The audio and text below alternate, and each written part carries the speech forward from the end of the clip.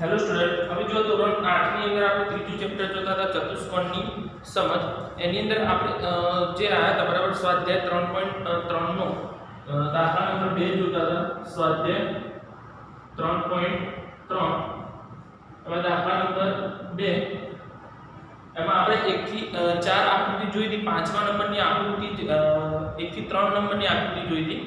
ચોથા નંબરની જે આકૃતિ છે એના વિશે આપણે ભણવાનું છે. તો જોઈએ આપણે એની અંદર તો એ બધી જે આકૃતિ છે એ સમાંતર બાજુ ચતુષ્કોણની છે. સમાંતર બાજુ ચતુષ્કોણની બે શરત આપણે યાદ રાખવાની છે. સામસામેના ખૂણાના માપ સરખા હોય અને પાસ પાસેના ખૂણા કેવા હોય? પૂરક હોય. એટલે કે બંનેનું માપનો સરવાળો 180 અંશ થશે. હવે આ જે આકૃતિ આપણને આપી છે એની અંદર આપણે જોઈએ કે કેવી રીતે આપણને આકૃતિ આપેલી છે અને એનું માપ આપણને આ કેવી રીતે લેવાનું છે. આ રીતની આકૃતિ આપણને આપેલી છે. એના માપ જે છે બરાબર એ માપ આપણે લઈ લઈએ. z y x અને અહીંયા આપણને આપેલું છે 80 અંશ. કેટલું છે? 80 અંશ. આપણે માપ આપેલું છે. હવે આપણે x y z નું માપ શોધવાનું છે. આપણને ખબર છે તો એની અંદર જે નિયમ અહીંયા 80 અંશનું માપ છે તેની સામેનો ખૂણો એટલે આનું નામ આપણે પહેલા અહીંયા લખી દઈએ a b c અને d. બરાબર, એનું નામ આપણે જાતે લખી દીધું. હવે આનું નામ આપણે જાતે લખી દીધું છે એને આધારે આપણે એને લખીશું. તો અહીંયાથી આપણે ખૂણો a બરાબર ખૂણો c બરાબર આ બંનેના માપ કેવા છે? સરખા. તો અહીંયા આવશે સામસામેના કેવા આવશે? સામસામેના ખૂણા માટે અહીંયા લખીએ છે ખૂણો a બરાબર તો ખૂણો a નું માપ આપણને આપેલું છે નહીં. અહીંયા ખૂણો c લખીએ તો ખૂણો c લખીએ આપણે તો ખૂણો c બરાબર કેટલું છે? 80 અંશ. માટે ખૂણો a બરાબર કેટલું થશે? 80 અંશ. એટલે a એટલે y તો y બરાબર 80 અંશ. તો y નું માપ આપણને મળી ગયું 80. કેટલું મળી ગયું? 80 અંશનો ખૂણો થશે અને y નું આધારે આપણે એને લખી દીધું. હવે જો તો b અને c બંને કેવા પાસપાસના ખૂણા છે. તો ખૂણો b ખૂણો c બરાબર કેટલા લખીશું આપણે? તો એનું માપ આપણને 180 અંશ. અહીંયા આવશે પાસપાસના ખૂણા. પાસપાસના ખૂણા કેવા હોય? બંનેનો માપનો સરવાળો 180 અંશ થાય. તો c નું માપ 80 અંશ આપ્યું છે તો ખૂણો b 80 બરાબર 180.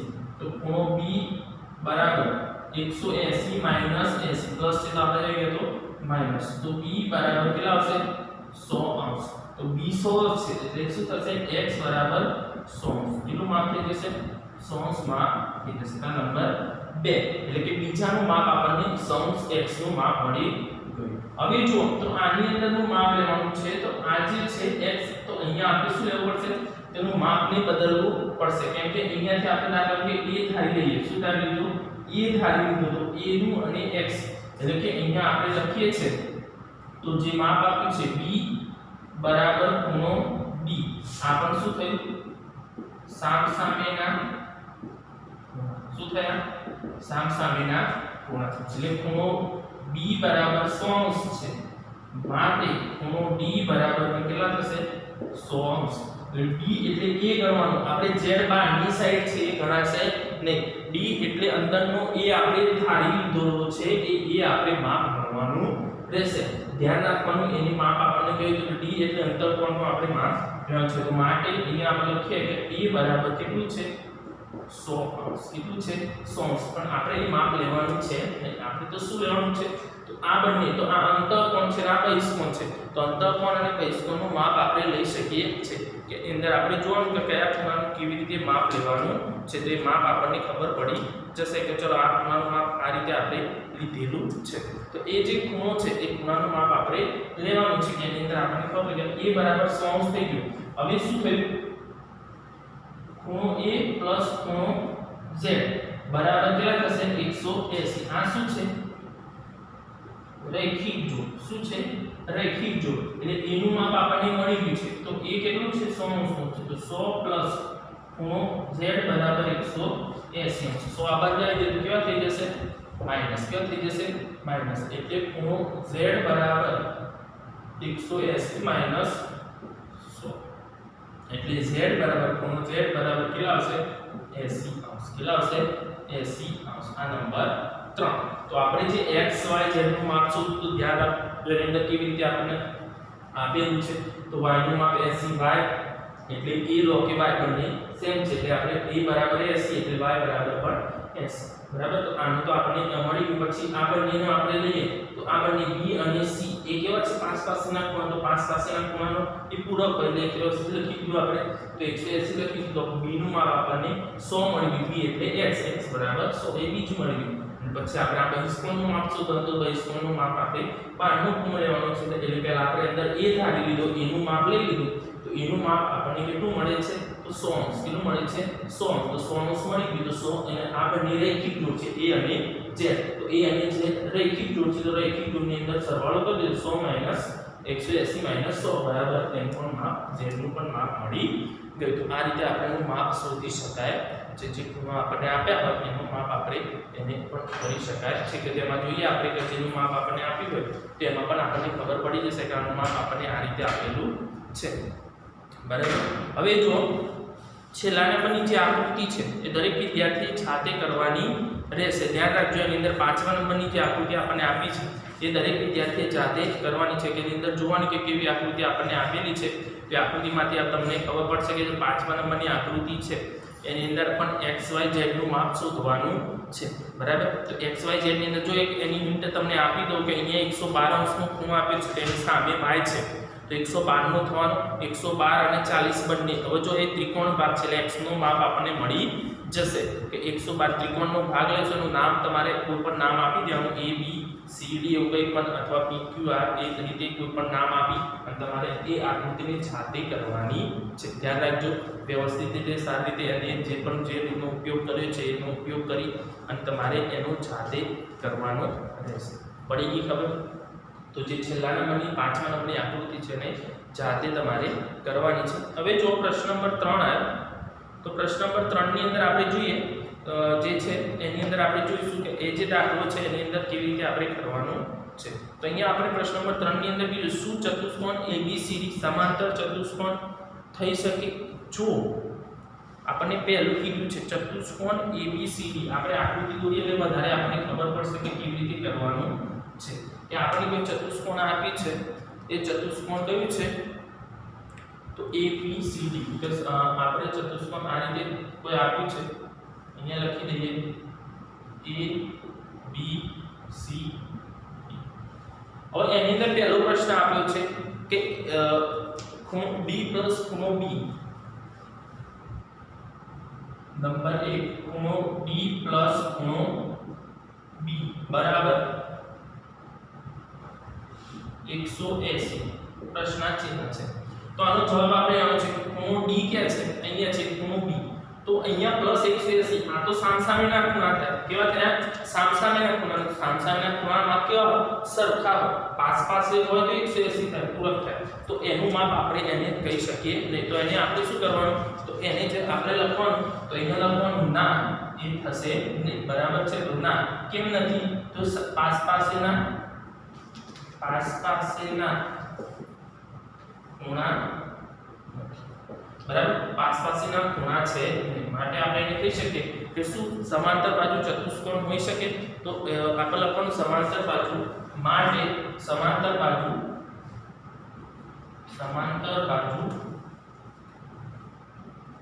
ચતુષ્કોણ ન હોઈ બરાબર સમાંતર બાજુ ચતુષ્કોણ હોઈ શકશે નહીં પછી બીજું આપણને આપ્યું છે નંબર 2 તો એની અંદર આપણને જો શું આપ્યું છે AB બરાબર DC બરાબર AB બરાબર DC બરાબર 8 સેન્ટીમીટર AB બરાબર DC બરાબર 8 સેન્ટીમીટર બરાબર પછી શું કીધું છે AD બરાબર 4 બરાબર 4 સેન્ટીમીટર અને ત્રીજું BC બરાબર 4.4, BC બરાબર 4.4 સેન્ટીમીટર.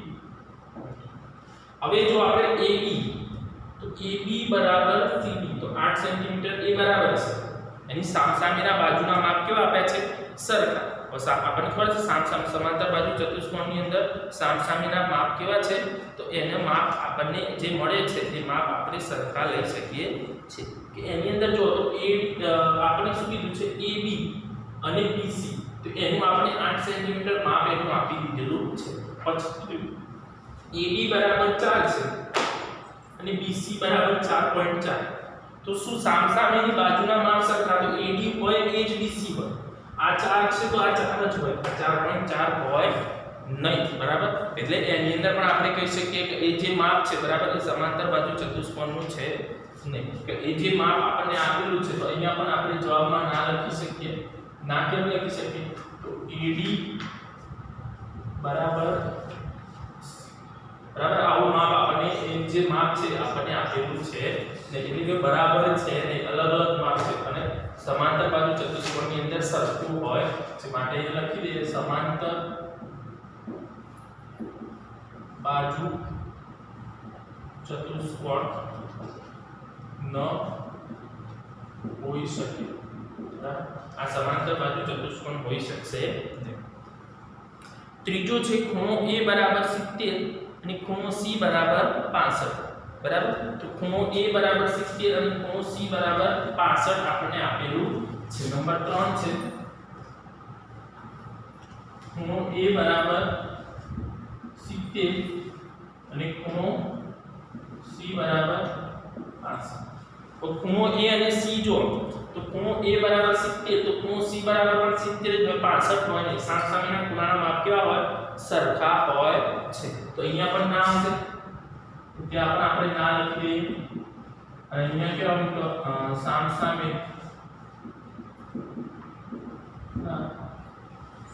ખૂણાના માપ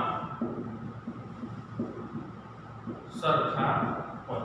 તો માટે અહીંયા લખી સમાંતર બાજુ ચતુષ્કોણ ન હોઈ શકે. બરાબર.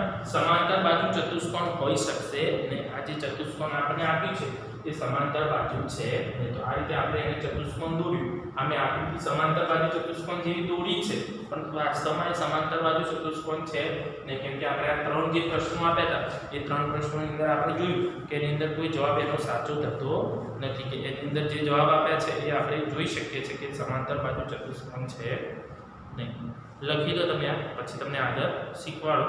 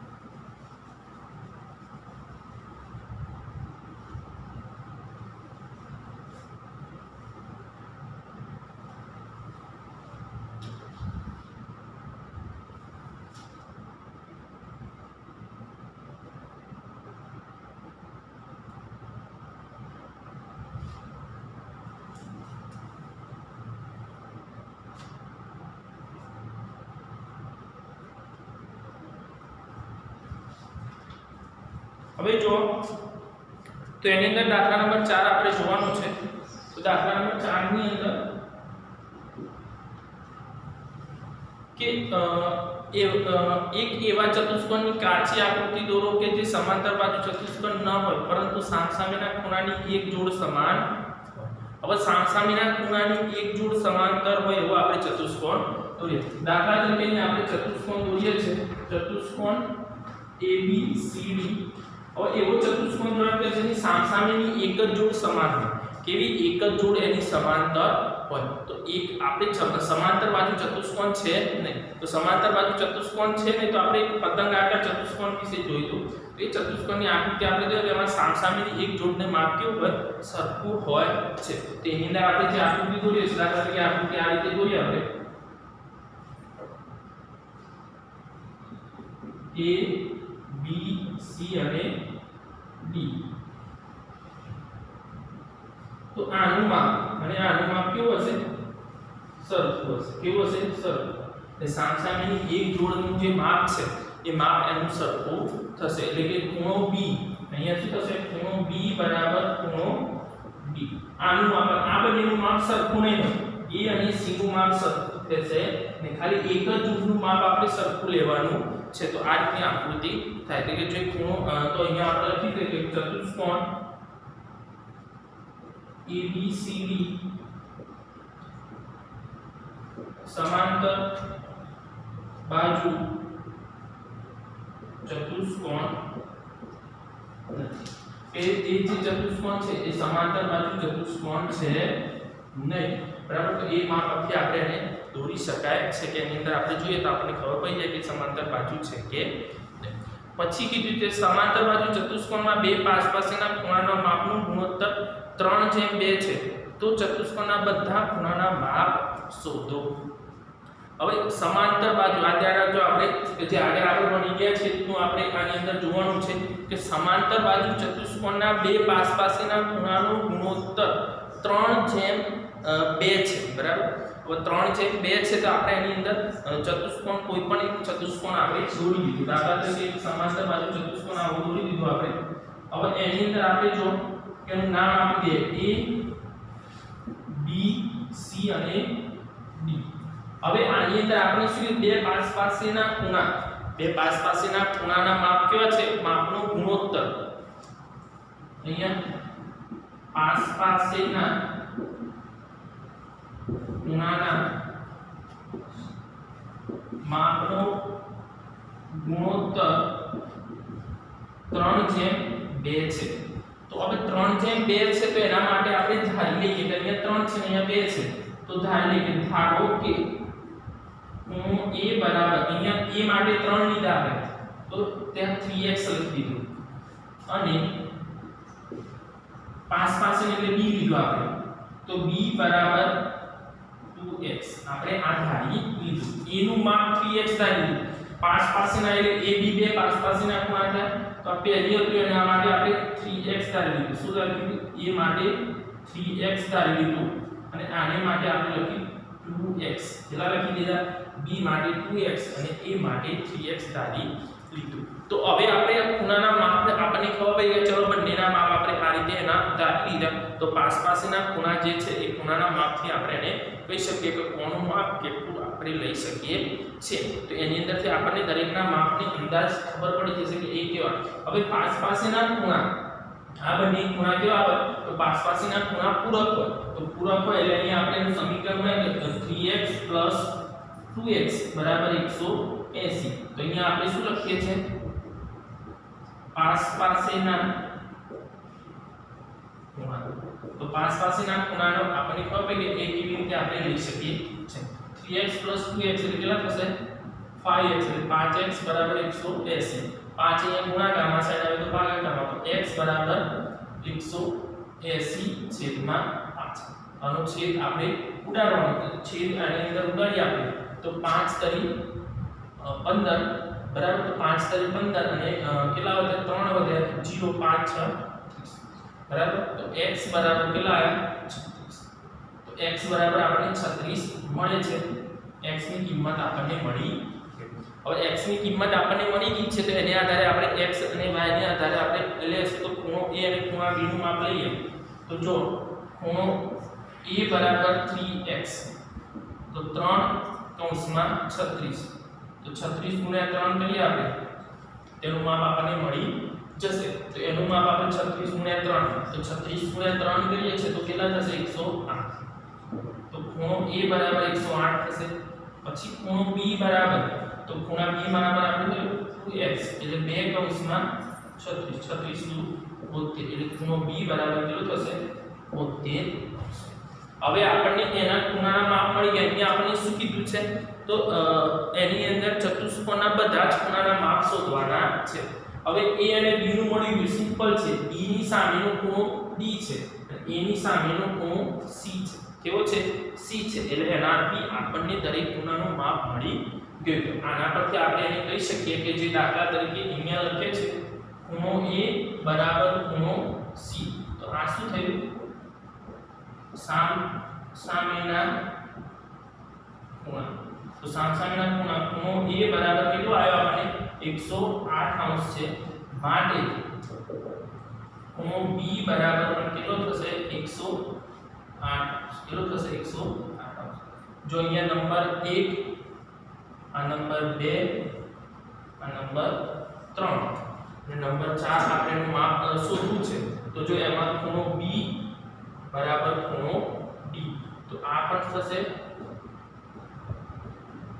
સામસામેના ખૂણા શું થશે સામસામેના ખૂણા એટલે ખૂણો b બરાબર કેટલા આપણે આપેલા છે તો b નું માપ આપણને આપેલું છે 72 અંશ માટે ખૂણો d બરાબર પણ કેટલો થશે 72 અંશ આ નંબર 4 તો આપણને ચારે ચારના માપ મળી ગયા જે નંબર આપણે આપ્યા હતા એ નંબરના માપ મળી ગયા તો એની અંદર જો નંબર 1 108 એટલે a નું માપ 108 થશે b નું 72 બધાનો આપણે સરવાળો કરીએ છે a b c અને d તો ચારે ચારનો સરવાળો કેટલો થશે 360 અંશ થશે કેટલો થશે 300 તો 108 અને 72 એટલે 180 અને અહીંયા 108 અને 72 એટલે 180 તો આ રીતે આપણે એનું માપ જે માપ આપણને આપ્યું છે એ માપને આધારે આપણે એને શોધી શકાય છે કે જે આપણે શોધીએ એમાં આપણને ખબર પડી જાય કે આનું માપ આ રીતે આપ્યું છે તો આપણે આ રીતે તો ધ્યાન રાખવાનું આની અંદર કેવી રીતે આપણે સમીકરણ તો પાસેના ખૂણાના માપનો ગુણોત્તર આપણે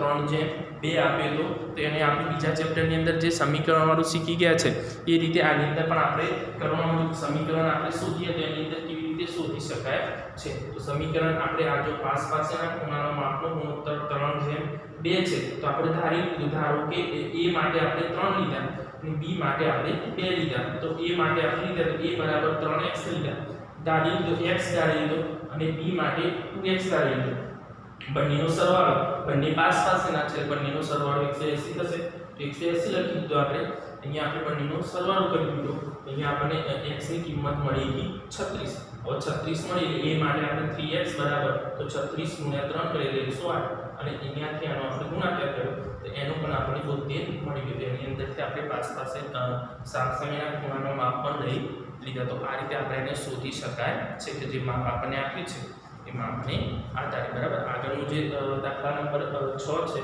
એ નેક્સ્ટ લેક્ચરની અંદર જોઈશું.